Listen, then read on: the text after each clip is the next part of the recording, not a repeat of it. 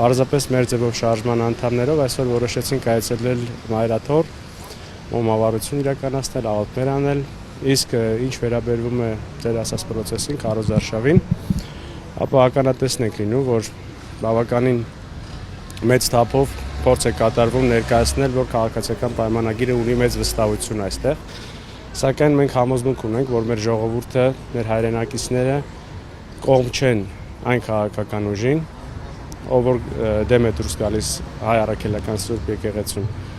Հետևաբար խնդրանք ունենք մեր հայրենակիցներին, որպեսզի հնարավորինս մեծ մասնակցություն ունենան ընտրություններին